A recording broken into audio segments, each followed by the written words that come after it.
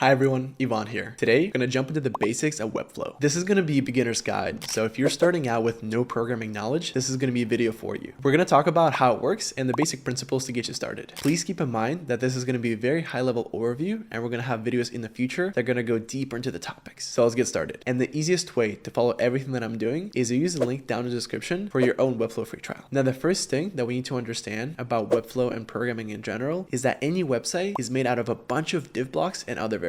Now, right over here is going to be a basic HTML structure. Now I know what you're thinking. Yvonne, you promised us that there's going to be no programming knowledge involved. However, trust me, when I was going through this myself for the very first time, this was really helpful. By understanding the fundamentals of HTML, it's going to be much easier for you to pick up Webflow and how it works. Now, as we can see here, this is the basic HTML structure. There's going to be a header with the title and our main body where most of the information will flow. With this specific example, there's one heading and one paragraph, and both of those are symbolized by H2 and P. Now, if we want to increase the size of our heading, we can go ahead and make an H1. And this is why numbering is so important. Within HTML and Webflow, if we go ahead and add a tag to H1, every single change, including color and font size that we do to H1, will go ahead and change every other heading that has an H1 associated with it on the rest of the website. For example, let's say we've made our heading H1. If we go ahead and change the color of that specific heading, every other variable that has an H1 associated with it is also going to change. However, there is a way to go around it by adding a tag. In Webflow specifically, if we want to avoid all of our headings that have an H1 associated with it, change the color, we would need to add another tag to it. Now, for example, if we want that specific heading to change color, we would have the tags H1 and then another tag blue to symbolize that there's two tags involved, so only that one will go ahead and change color to blue. This way, we're preserving the color of all other headings that have an H1 associated with it. Now, I know this is a bit confusing. However, this comes in very handy whenever you're trying to change many different variables at once. So for example, if we want to go ahead and mass edit all of the headings that have an H3 associated with it, we can go ahead and do that without altering any headings that have an H2 or an H1 associated with it. This will make the process much more efficient instead of doing it one by one. Now, the other concept that we have to understand is the idea of div blocks. Pretty much what they are, it's an imaginary box that all the websites are built out of. As we can see on this diagram, a div is just a box within our main body where we can just throw things in. This can include images, paragraphs, or even H1 and H2 headings that we just discussed. Now, here's why this organization is important. If we go ahead and move that div, everything inside of it also move because the div wraps the contents that are inside of it. Now, not to scare you, but a div can have another set of divs inside of it, which makes it much easier to stay organized. We got past this. Now, let me show you how this applies on Webflow. Now, creating an account is going to be super straightforward. Just enter your email and press continue. Set any password that you want to have and press create account. Enter a name that you want to have. My name is going to be test.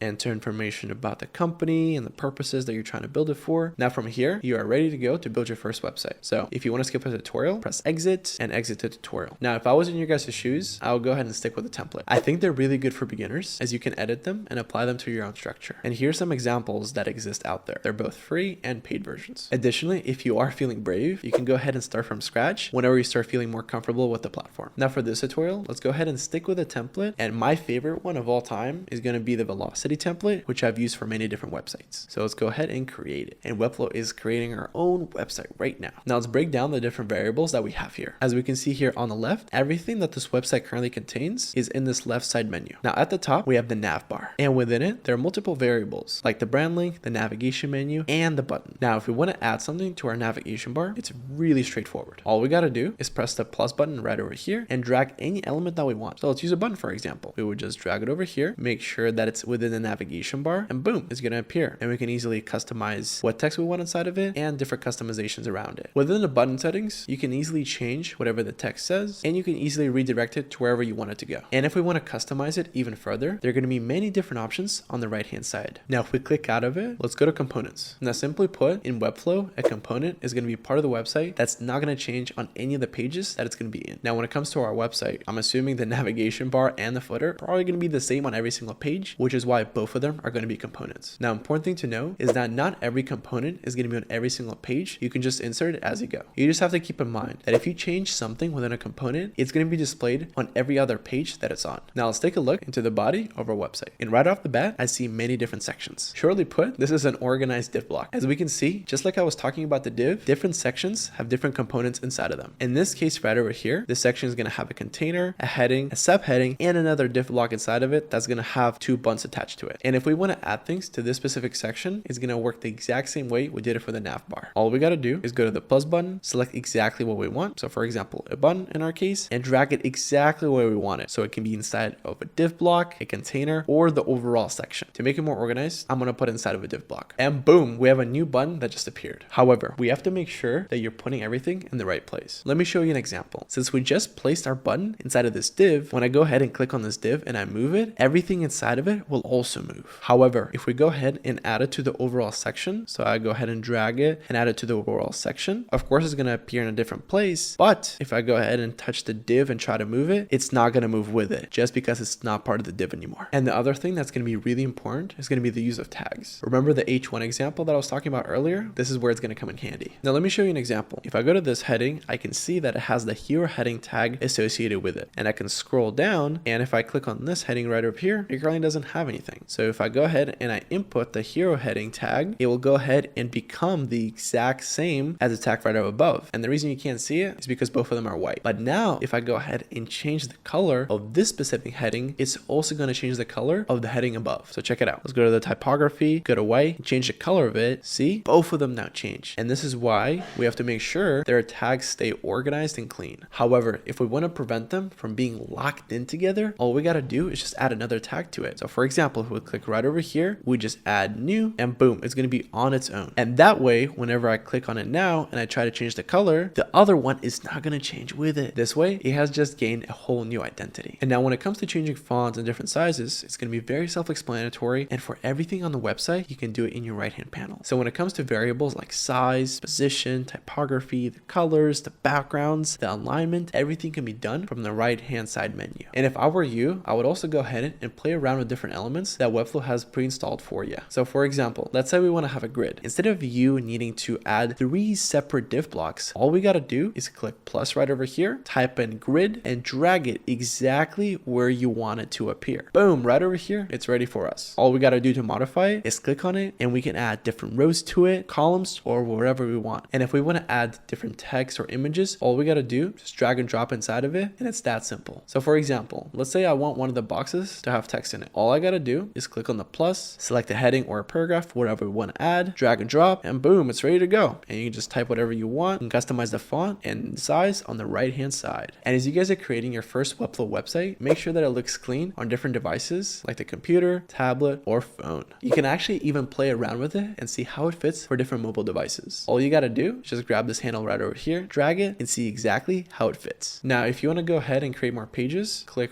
right over here, press add page. And the amount of pages that you can create will highly depend on the plan that you choose. So let's go through them really quick. Now, in terms of the plans that they offer, if I was ready to publish my first website, I'll go ahead and go with the basic option. Now, if I wasn't ready to publish my first website yet, I will go ahead and stick with the free version, as it makes it much easier for you to play around. Now, if I was planning to publish lots of content, I will go ahead and go with the third option right over here, as it's going to allow you to do so and give you 2 more seats to edit your website. Now, if you guys want to try Webflow for yourself, just check out the link in the description for a free trial of the platform. Thank you guys so much for watching. And if you guys are total beginners when it comes to this whole website stuff, check out the link down in the description, as we do have a free service for website setup. So please make sure to leave a like and subscribe for more videos like this. Thank you so much for watching. Until next time.